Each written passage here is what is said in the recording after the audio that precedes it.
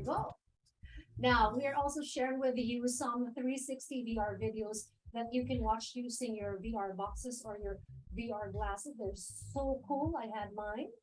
All available in our ISOG YouTube channel. We'll also share it at the chat box. All right. Let's proceed now to our second panel discussion. So if you have any questions you want to ask the speaker, you can just type away your questions in the chat box or at the Q&A panel. Now to moderate the discussion, he is the president and principal consultant of Pineda Cybersecurity, an IT consulting firm that provides cybersecurity and data privacy services, mostly for SMEs. He held various cybersecurity roles, both technical and managerial, in different companies such as Phoenix, in Graham Micro, the Coca-Cola Company, Silver Sky, and JG Summit Holdings Incorporated. He also teaches cybersecurity courses in a number of universities, both for undergraduate and graduate levels. Some certifications he holds include Certified Information Systems Security Professional, Certified Information Security Manager, and Certified Ethical Hacker. He finished his Master in Information Systems from Asia Pacific College and BS Computer Science from De La Salle University, Manila. Ladies and gentlemen, let us all welcome on the cyber stage Mr. Justin David Pineda. Yeah. Hi, Dayan. Hi, Hi to everyone. you, Sir Yeah, Justin. good afternoon, and good afternoon to our panelists for today. Yeah, and to our viewers. I see we have a lot of viewers for this afternoon. Yeah. And they are all excited, looking forward to the second panel discussion that you will facilitate. The experiential journey and challenges in the metaverse. Maybe, Justin, you can give us an overview about this before we call our panelists. Yeah, metaverse is actually a hypothetical iteration of the internet as a single, universal, and immersive virtual world that is facilitated by the use of virtual reality and augmented reality. And we've seen and heard news about how big companies such as Microsoft, Google, Amazon, and even Epic Games have started investing in metaverse. So for today's discussion, we explore more about the future of the metaverse, how organizations can adapt to it, as well as how it can be regulated and secured. I heard some of the speakers touch a little bit about it. So we'll explore more about it in today's panel discussion. Yeah, so Excited there for you the go. discussion to start. All right, Justin, let me call on now the panelists for this second panel discussion. Mr. Kiak Hyong-so of Rubrik, Mr. Ian Farquhar of Gigamon, and Mr. John Martin Encina of Maya. And joining us this afternoon is no other than the mind behind the Metaverse Forum, the forum chairman himself and ISOG's VP, Mr. Chito Jacinto. Yep. Hi everyone. Hi Chito. Hi Ian. Yeah, hi Kiat and hi Hi, hi everyone. yeah. Good Hi afternoon. Brian. Hi Justin. Yeah. Thanks for having me here. Hi, good afternoon, everyone. All right. Yeah, so maybe we can start. I think we have started a little bit early, so we have more time to discuss some of the key questions here. Yeah, so let me start with the first, like a Miss Universe question. The way you foresee metaverse. So how will the metaverse unfold and transform enterprises in general first? Let's start with that, and then later we can go to more security and more strategic discussion. So anybody would like to go first? How will the metaverse unfold and transform enterprises? Ian, would you like to start? Oh, I get to go first. I actually think it'll be very interesting to observe. I think the initial deployment of the metaverse will be as a social networking add-on, and we've already seen this largely. We've seen Second Life. I even worked at Cisco when Second Life was really hot, and I was told to get on Second Life, which was really bizarre. But I think as organizations, as businesses, we will then, as we've done in all other social networks, start to engage with customers via the metaverse. So we will get situations where organizations will have presences in the metaverse and be dealing with customers and so forth. And that's how they will exploit it. How they actually do that, that's going to be really interesting to observe. And I'm not sure I could predict that. Okay. How about John? In the local setting, how do you think metaverse will unfold? Do you think it's something fast or gradual, or do you think people here in the Philippines would even accept it? Sure. So it seems that there's right now there's really a niche of people in the metaverse locally, right? Because even if uh, even if we are pretty much already, even if Filipinos are pretty much always on their phones, we're pretty much always connected to the internet. We're not yet at that. I don't see yet that we are at that level where we're really going virtual reality. I think we're gonna have to face issues about bandwidth, about the power of the devices that most people have, but then what's interesting is that even a lot there was a study that was one that was made. I really can't quote it. I can't quote it right now, but it was interesting because most Filipinos spend their time on the internet in social media. So I think that's going to be the main driver for adoption, right? The wanting to connect with other people, always having that necessity to be engaged in social media. I think that that will be one of the drivers of adopting the metaverse here. And also considering, of course, that we're an archipelago, right? And I think one of the best use cases of the metaverse here is education, because as I mentioned in my talk, right, it will be interesting to actually reach a lot more students. If you're an educational institution, you want to reach students, you want to promote your educational program, and I think the metaverse will be one of the venues where you will be able to make that happen. Also, imagining that a lot of Filipinos are actually interested to become, for example, seamen, right? They want and I had an interesting discussion with one educational institution where they literally recreated a sea vessel virtually, and they delivered the education through VR.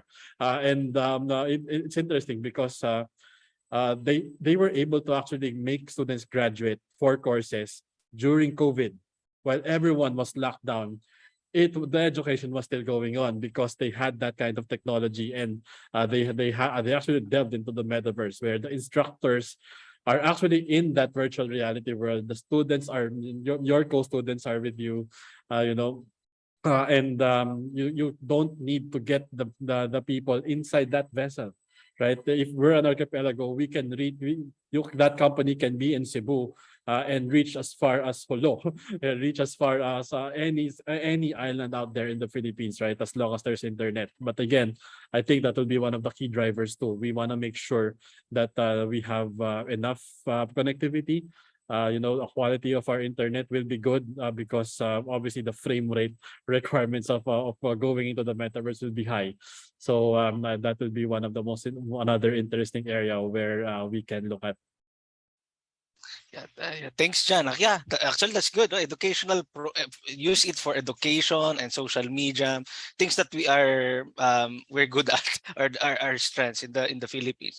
How about Chito? You've been in the banking industry for for a significant amount of time. How do you foresee financial institutions adapt to the metaverse? Do you think they would delve into it right away, or we're still on the conservative side? How do you foresee it as a security leader? Okay. First and foremost, I'd like to comment on the panel discussion earlier. I think the panelists may have unwittingly divulged their passwords with when they shared the idea of what their handles are. But that's just me talking. But Anyway, as going back to your question specifically, I think financial institutions may be interested at this point in actually delving into the metaverse. However, that will depend largely upon the regulatory body, which is BSP, as to whether they will be able to get the approvals. Because at this point in time, we need to protect our people. Sorry, but you mentioned that we'll focus on security later on. But I cannot help but mention that we are very particular, or at least the industry is very particular about securing not only the bank's information, but also the information that has been entrusted to them by their clients. And that is also what has been mandated by the BSP. So that will, I mean, they will definitely go into it, but I'm not too sure, and I'm not too, I believe they're not too keen on doing that immediately until such time that the technology has been stabilized, and that, well, first and foremost, they have the approval of the Bangko Sentral ng Pilipinas. Okay, yeah, thank you, Chito, for that. Yeah, so yeah, it's going to be a work between the financial institutions and the regulating bodies. So yep. Yeah, how about Kiat? How do you think on the side of the solutions, the technology solutions, how do you think will these organizations, technology solutions, will adapt to the metaverse? Do you think that the technologies that we have now are capable of handling the metaverse, or you think that there will be there's still an evolution that we have to wait for? Yeah, I mean, my first thought of it, I pretty much share the same view as Ian and Jen as well. To me, the first thought of metaverse is really a social media 2.0, right? And from an enterprise business perspective, it really empower the speed to business, right? Speed to getting into go to the market and having a better reach into the community there, identifying the right users, the right domain, the right market segments, because there's a huge amount of data, right, that you can mine and that provides to you across different platforms. So seriously, I'm not sure how how the data is being shared across different platforms so far today, which I believe there is still gap there to be able to provide that kind of it could be due to security constraint in a security technology, but of course certainly there will be a lot of concern on security, as it not only providing a organization with more creativity and reach to the market, but at the same time trying to think about how you can have layers of security in place to have more secure access to the users data and so on, right? Okay, thank you.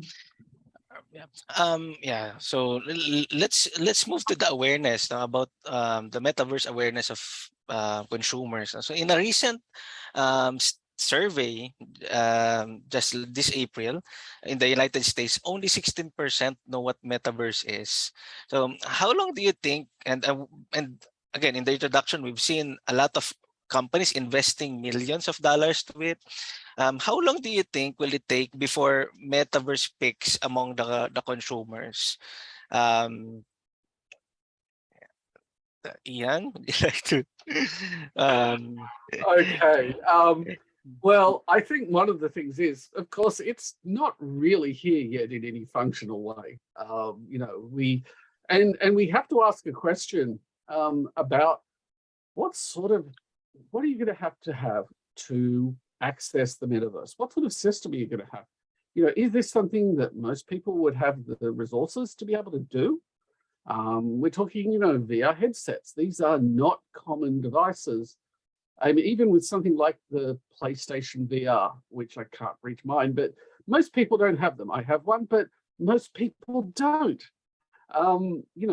you going to need a VR headset? How are they going to set that up?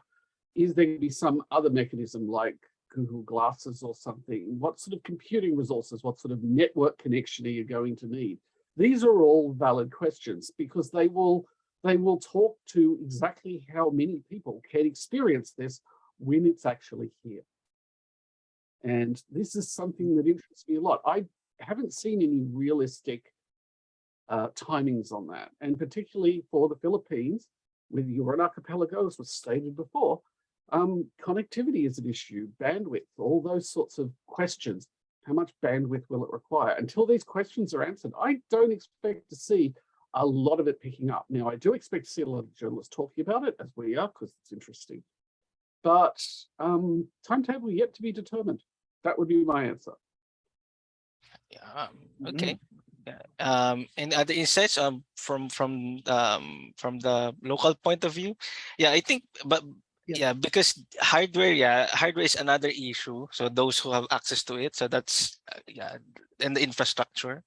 Yeah, and we've seen how comparing it with social networking sites, right? It peaked a little bit early and fast, and we were able to predict how exponential it would grow. But how about in the Philippines, Chito or John? Any? Yeah, if I may. Okay. On my end, it all depends. I first and foremost, I tend to agree with what Ian has actually stated. That it all depends on the hardware, it all depends on the systems, it all depends on the availability of the tools that are needed to, to gain access to the metaverse. However, given the fact that the Filipinos are so gung-ho about new things, the consumers will not really hesitate to actually delve into it as soon as it's made available. If all it takes is a regular computer, if all it takes is a regular hand phone or a regular smartphone for that matter, then you can expect that the Filipinos will actually adopt to the use of the metaverse or to accessing the metaverse immediately. Again, as I mentioned earlier, it's still dependent primarily on what Ian has said in terms of availability of the technology from both the hardware and the software component. I really want to step back a little bit, right? We've been talking about the means of delivering metaverse, like bandwidth, the technology, hardware. I think we're going to have to look at the metaverse from a product management standpoint, right? I think the most fundamental question that will drive whether the metaverse is here to stay or not is what problem does it solve, right? Because I think if we're able to answer that question, we will be able to understand and predict better how metaverse will go into the future. Because as with any other product, it sticks when if it solves a very particular problem, if it's able to cater to a need by its users. Because if the users demand it, then companies will actually invest money on it because they have something to gain. Companies will start lobbying with government. They will talk to the telecommunications companies. The entire business ecosystem will make this happen as long as we are able to really create a need for it. So what's the need for the metaverse, right? It's really about taking the internet experience into an altogether new level. So who is fond of doing that? Maybe we should really be asking those questions. Who's very interested to elevate their internet experience? Probably the younger generation, but the problem is the younger generation probably won't have the buying power to get all of these gadgets to really go and experience the metaverse in the future, right? So I think we're gonna have to wait for a few more years for this, unless we are able to really develop very good use cases, very good justification on why we need the metaverse, right? I agree with one of the comments in the chat box, right? That it really started with gaming. I think that's where it will really grow. But for it to really stick, for it to really hit significant mass, for it to drive investments, I think there's gonna be a much bigger use case than gaming. Yes. Yep. Thanks, John. Yeah, actually, to react to Chito, yeah, in one of the news in locally, it says that Filipinos in their basic needs they would save some money just for the load and the data, so they can access the they can access internet and yeah, access Facebook and all other social networking sites. And to add to John, no, yeah, apart from the games, I think the pandemic really hyped up the promotion and the need for the metaverse. So a lot of the organizations, big organizations, use that to kind of set the mood for the employees, because they're meeting virtually. At least using the VR and AR, they are able to see and meet and as if they're in the same room. Yeah, so my next question would be about the challenges. So what challenges do you think will businesses face when the metaverse is already reachable to consumers? Mhm. Yeah. Ian again. I've actually got a perfect answer here. And we know it, and the challenge will be monetization, because we went there before. We went there with Second Life. You know, Second Life was like a early version of the metaverse. Lots of companies rushed there. Lots of companies invested a lot of money. Very few companies actually saw a significant return despite that massive investment. Now, I think we'll have learned that message, and I think there will be new forms of commerce that will appear in the metaverse, just like there was with Second Life, where people made millions of dollars selling, you know, avatars and props and all sorts of things that were imported in there. But how will we monetize this? Now, I think the companies that will be providing the various metaverses we will see understand this well, because they have an understanding of history.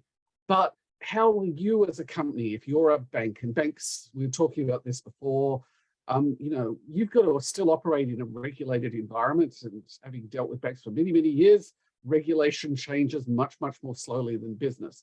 You know, you will be challenged to actually get in there. You might want to get in there, but the regulation and your compliance regimes will not follow quickly. It might be a challenge to make money or do anything more than PR or marketing in there. If you are a small, nimble company that isn't encumbered by massive regulation, you might be able to make quite a bit of money very quickly. But I think the big players who have huge budgets, will be the ones who will struggle, and it'll be the small players that will actually get the benefit, because they'll be much more agile and bring less baggage to their metaverse environment. Okay. Yeah. You want to add to that, Chito? Any challenges you think that businesses would face? Well, I tend to agree with what Ian said. In particular, how they convert interest in the metaverse, or say, for example, the participation of users in the metaverse into income. That's the most critical aspect of the expansion, or the stabilization of the metaverse. At this point, the one thing that I can actually probably relate it to are the what we now encounter as digital banks. They've actually shifted from the regular, more or less, brick and mortar branches brick and mortar operations, and have actually started out going, well, as the term implies, purely digital. But then again, there's still something that they can move on to, but that will depend on whether it will be worth it for them eventually. I guess that is more of the challenge than anything. Eventually, I don't see the regulatory issues from BSP as something that would actually prevent it from happening, but it is something that will, make them see, do a reality check, I suppose, as I would like to say it. It will actually require these banks, digital or otherwise, to take a pause and then do a reality check. Is this something that will be worthwhile? And then, is this something that we can actually secure in terms of operations? I guess that's what challenges. What are those are the challenges that would actually face the banking industry. But from an institutional perspective, you're right. It all depends. It's easier for other industries to actually enter into the metaverse, provided they immediately see a means of recovering whatever investments they have made. All right. Yeah. Thank you, Chito. So I think this highlights more on the monetization and the shift from brick and mortar to the digital a digital version. Okay, so let's now move to the security threats. So what security threats do you think will be the highlight in the metaverse? Kiat, would you like to share your insights? Yeah, sure. I mean, the of course, data security is at the heart of my business from a unique business perspective. Sorry, there's a lot of background noise over there. Yeah, and it seems like metaverse itself, right, is multi-layers beyond what we do, which is a last line of defense, of course, even beyond the data center. But at the heart of whatever that's empowering metaverse, there's definitely data, right, which is the crown jewel. And from that data perspective, right, it's important for us to provide absolute data security to secure your consumers' data, to secure your business, to ensure there's a proper cybersecurity and cyber resilience. And of course, we have seen the shift from a cybersecurity into a cyber resilience one. That's one aspect of it. And another aspect of it, as I mentioned earlier, I think it has become also a new attack vector, right? So it expanded more surface area for adversaries to be able to exploit and steal credential and to so-called the impersonate, all right, and to be able to execute across the kill chain and eventually get to your crown jewel. So those are the key things from a security point of view. And of course, whatever the adversaries is after is definitely your data, right? So trying to get into your crown jewel into your data centers environments, trying to get those data pertaining to your consumers, pertaining to the users, and so on. And that's really at the heart of our business, and trying to help customers to really protect, secure, and to be able to recover the data. So that's my point of view from a security point of view, that is helping customers to really build a zero trust data security, right, at the core of the data, at the core of the business. Okay, thank you, Kat. John, would you like to add some more? What security threats that you think? Do you think the common social engineering attacks that are happening right now in social networking, do you think will it be applicable, or do you think it will be worst in the metaverse? And if there are new ones that you can think of. Of course. I mean, I don't want to really overthink this. The security threats that are present right now in the internet will all be applicable to the metaverse, where it be social engineering, 0 days, on all of these security threats. They will all be present. Especially social engineering. Especially social engineering, actually, because if you think about it, let's say you have you own NFT, in the metaverse, right? And someone wants to get their hands on your NFT. Uh, Social engineering is just one of the ways where they can actually gain access to your account. So let's take into account gaming. Let's not even go to NFTs yet. Gaming. There are a lot of games out there where you actually have to pay real money for you to get the latest weapons, the latest cool stuff that's attached to your avatar, to your character. Now, what others will try to do is, if they don't want to invest that kind of money that you just did, they will just try to take over your account, do a social engineering on you, make you drop those items, and then someone else will pick it up.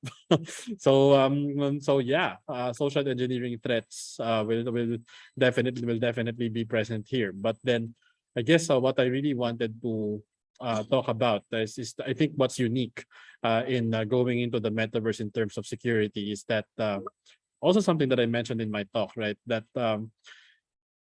when security solutions right now protect the cloud environment, they protect your mobile applications. They protect your attack surface as a company, maybe even your even mobile phones, right?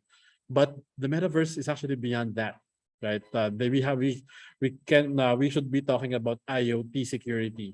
We should be talking about expanding our attack surface. I think those are very important issues that we need to consider when we talk about the metaverse, because IoT devices are meant for a specific purpose, right? These can be cameras, these can be VR headsets, these can be gaming consoles, and honestly, security will not be at the top of line whenever you are designing these products, right?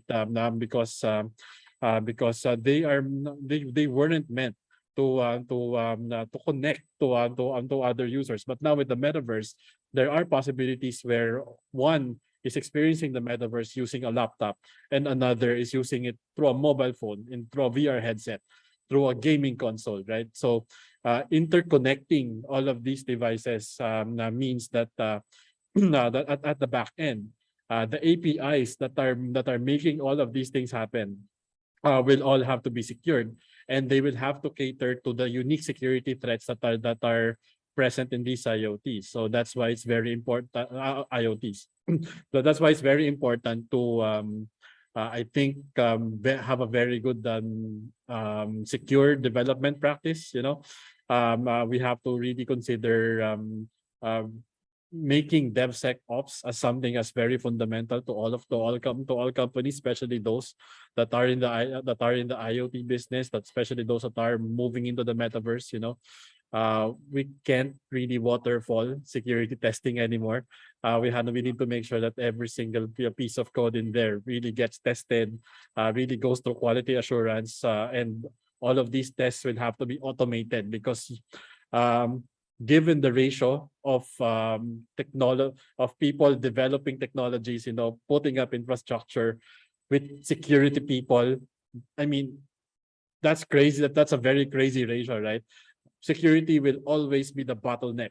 So one of the practices actually that we did in Maya was to not make security as the bottleneck, but then rather teach the developers, teach our infrastructure people to actually do the first level scans themselves, so that security can just do validation and governance, and make sure that this is an automated process, right? That and make sure that we are getting help. We are getting help from artificial intelligence and machine learning, because we really cannot fight all of these cyber threats, especially in the metaverse, if we're going to be very bureaucratic in our security mindset. We'll have to empower everyone. We'll have to make sure that we're all on the same page, and even the top management needs to be in. You need to make sure that security is part of the product feature, rather than just thinking about security at the end, when the threats are already attacking us, right? Mhm.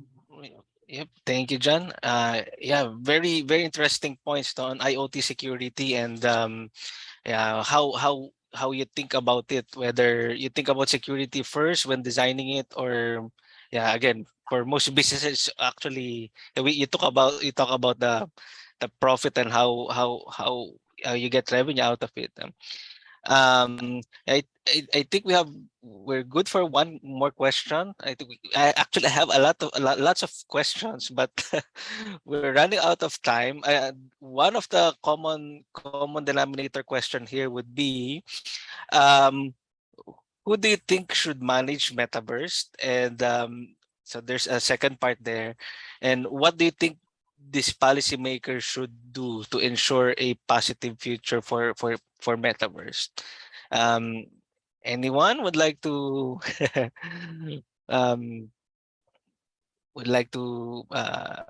share their inputs about it? Ian, go ahead. Why not?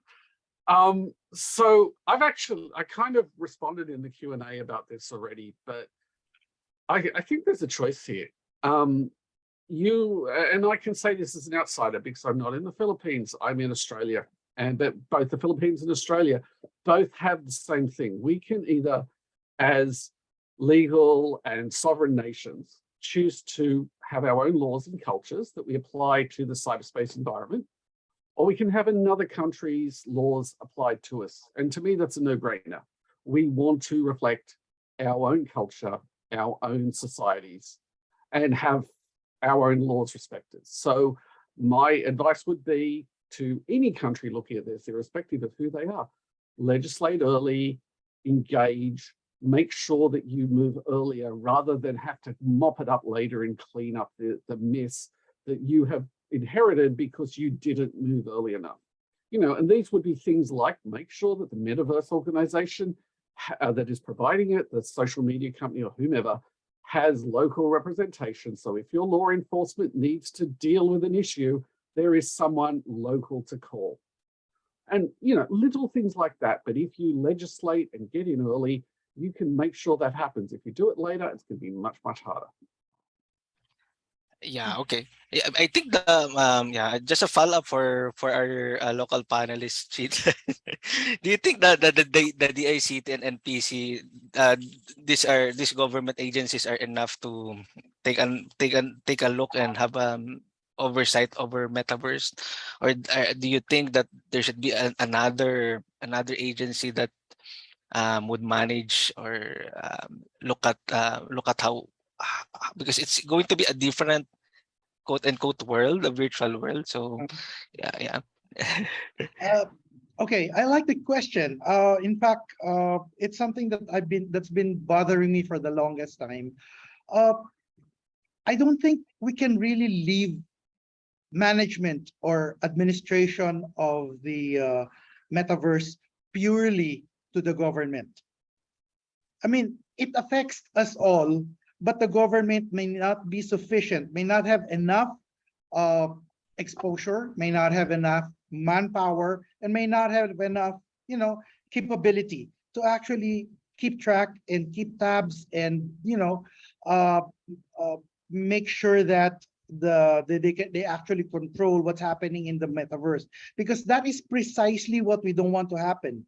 If the government controls what's in the metaverse, then there comes the question of freedom of speech, freedom of information, and freedom of everything.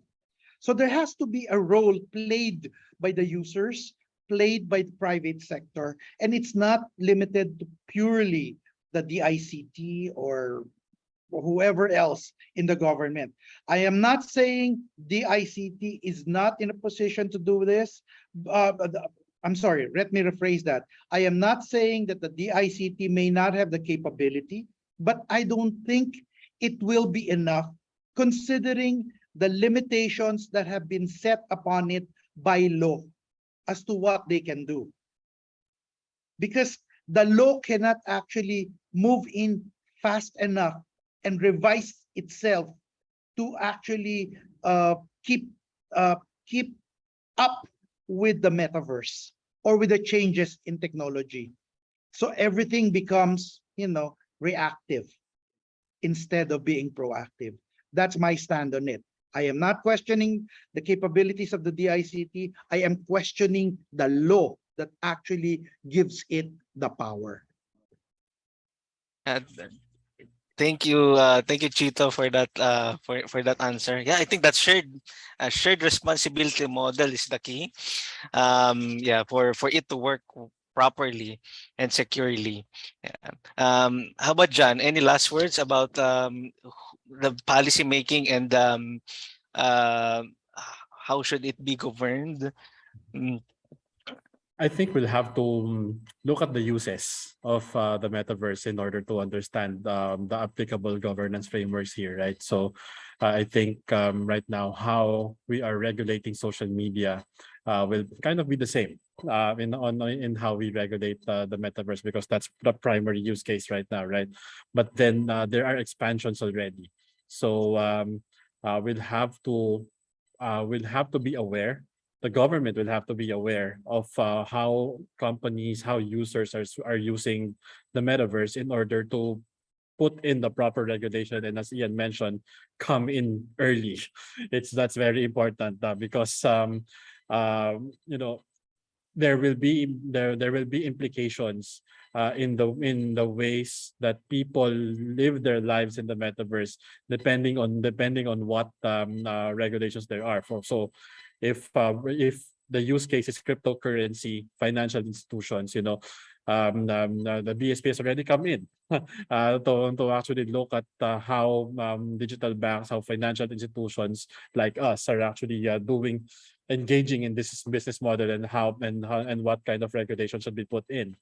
If the metaverse is already being used for education, then probably the questions from our education regulators, like is that an acceptable ways of teaching? Can I actually make someone graduate from a metaverse university?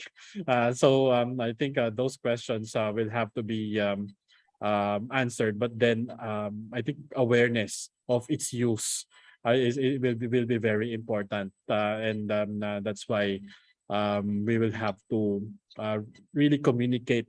The public sector and the private sector will always have to communicate, so that there will be smoother use cases, and there will be smoother experiences for the users. Right. Thank you. Interesting points, John. Yeah, thank you for the insights. So we still have so many questions, but we have so little time, and it looks like we're at the top of the hour. Yeah, we would like to thank Chito, Ian, John, and Kiat for sharing your key insights about Metaverse. Some of the questions are addressed to you, so if you still have time to answer them, yeah, you can do so. So thank you for sharing your key insights about Metaverse and its impact to organizations, IT, the government, and to the society as a whole. So we hope the audience was able to find new and informative ideas about Metaverse after this short panel discussion. Thank you, everyone. Back to you, Diane. And thank you to the panelists. Thank And you. thanks to you as well, Mr. Justin David Pineda. Thank you for handling that very well, that panel discussion. And of course, thank you to our panelists for your exceptional insights about the experiential journey and challenges in the metaverse. We indeed learned a lot from that discussion. All right, friends, that is what we call traversing cyberspace. And at this point, we are going to end our panel discussion session. For those of you, as what have been mentioned a while ago by Sir Justin, if your answers, or if your questions rather, were not answered, we will get back to you separately and address each of your questions. You can also email us at isogcybersec@gmail.com and follow, please, our social media sites, LinkedIn, Facebook, YouTube, and our website, isog-org.ph. And of course, we value those who engage and stayed with us. And speaking about your engagement, we will draw our fourth raffle for today. So up for grabs, 50-in-1 precision screwdriver set, 4-in-1 computer gaming set, gate cable, mechanical data cable, and Wale building bricks. And let's start raffling off these items. First up, 50-in-1 precision screwdriver set. You are lucky this afternoon. Nakahabol ka sa raffle. Congratulations to you, Ramoncito Nonato, Verizon Business. You just won 50-in-1 precision screwdriver set. All right. Next up, We have 4-in-1 computer gaming set, and the winner is... You're waiting for this, I know. Ryan Ruiz, Tulay sa Pagunlad Incorporated, a microfinance NGO. Congratulations, Ryan. You just won 4-in-1 computer gaming set. We have gate cable, mechanical data cable. Let's see. The winner is, spin the wheel, please.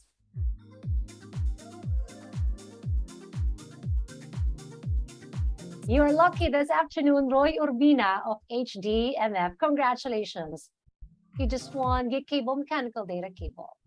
And last prize, Wale Building Bricks, and the winner is...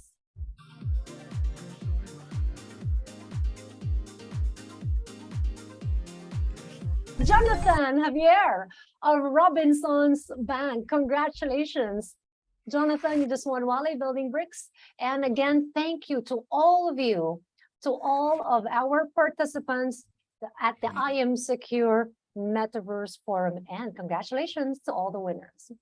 And now, ladies and gentlemen, to officially close this forum, let me call on the forum chairman, our cybersecurity educator and vice president of ISOG, Mr. Chito Jacinto.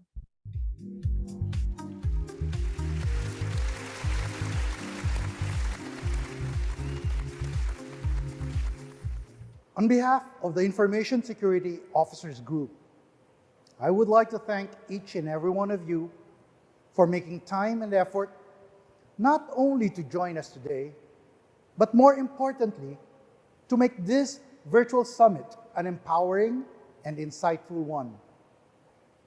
Our speakers today shared with us the challenges our government institutions will encounter as we deal with the security risks of the metaverse environment. As we turn to online services for almost all of our day-to-day transactions, which made accessing government services easier, the public sector's online security was also exposed to cyber threats, crimes, and malicious attacks. While this has not been even patched halfway, another challenge comes in: a new technology called the metaverse. True enough that there is no room for mistakes in an unpredictable user engagement environment like the metaverse. We are thus grateful for the Department of Information and Communication Technology's proactive stance on strengthening cybersecurity for every Filipino users. Thank you for sharing what the ICT is facing and your vision on how we can effectively deal with technological breakthroughs such as the metaverse. ISOG, together with its members and stakeholders, is one with you in administering and securing the Philippines' digital landscape beyond cyberspace, the metaverse. Our organization is keen on working with the government towards a more robust economy founded on updated and reliable IT defenses and measures to counter criminals lurking online.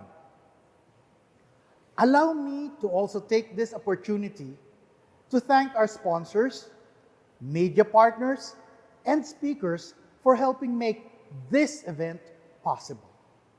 Let me extend my gratitude to my fellow ISOG core members who dedicated their time in moderating and facilitating the series of forums. Thank you as well to our event organizer, suppliers, and all of you who made this forum series a success. As we end this Metaverse Forum series, I hope that the new knowledge fuels our commitment in building a more passionate community of security leaders and professionals equipped and empowered to face the challenges, especially in the metaverse.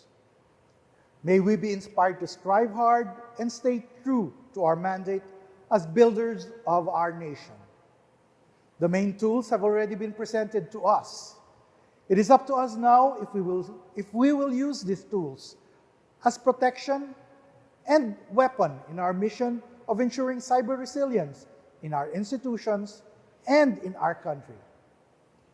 Thank you, everyone.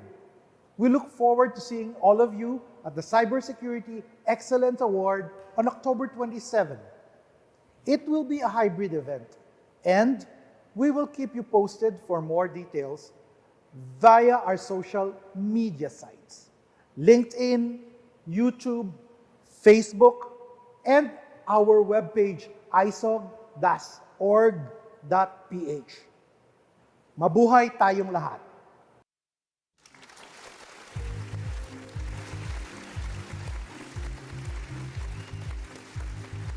Thank you so much, Sir Chito, and congrats to you and to the whole team. Well, today was indeed a virtual discussion of great minds. So on behalf of ISOG, our sponsors and media partners, I would once again like to thank all of you, our dear participants, and of course, to all the presenters and panelists. Thank you for joining us.